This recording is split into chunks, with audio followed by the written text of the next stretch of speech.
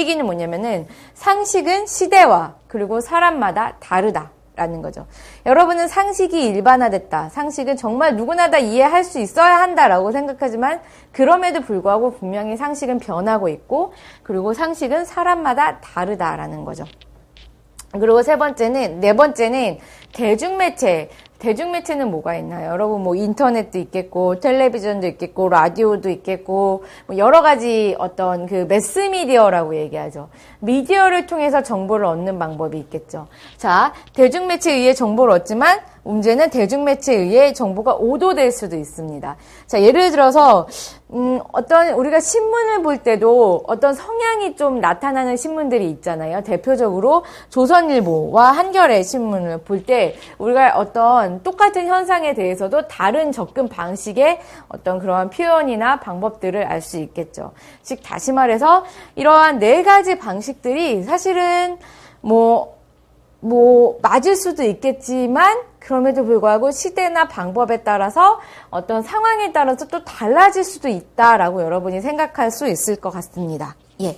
자, 한번 볼게요. 자, 그래서 이걸 좀 정리하시면, 자, 우리는 여러 가지 방법들이 있는데 그러한 방법들이 왜 비과학적 방법이 되는가에 대해서 정확히 말하면 될 수도 있는가에 대해서 한번 얘기를 나눠보겠습니다. 첫 번째는 부정확한 관찰입니다. 자, 이 얘기는 뭐냐면은 시간이나 장소의 변화로 인해서 발생합니다. 자, 예를 들어 이런 식인데 여러분 그 유명한 속담 아시죠? 까마귀 날자 배 떨어졌다.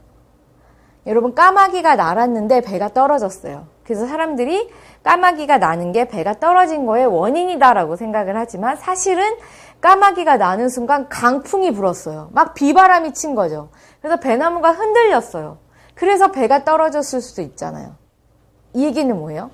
바로 시간과 장소에 따라서 사실은 우리가 관찰을 다르게 할 수 있기 때문에 과학적 접근을 하지 못한다라는 거죠.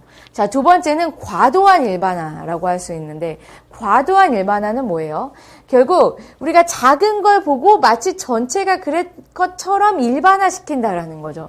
자, 일부 사건을 보고 전체로 일반화한다. 자, 예를 들어서 A라는 고등학교 학생들이 일탈률이 술 마시고 담배 피고 분명 일탈인데 50%다 라고 했을 때 우리는 이것을 전체로 일반화시킨다라면 문제가 되겠죠. 그래서 우리나라 전국 고등학생의 술 마시고 담배 피는 일탈률이 50%다 라고 한다라면 역시 일반적인 사실, 객관적인 관찰과는 또 차이가 나는 그런 현상이 나타나겠죠.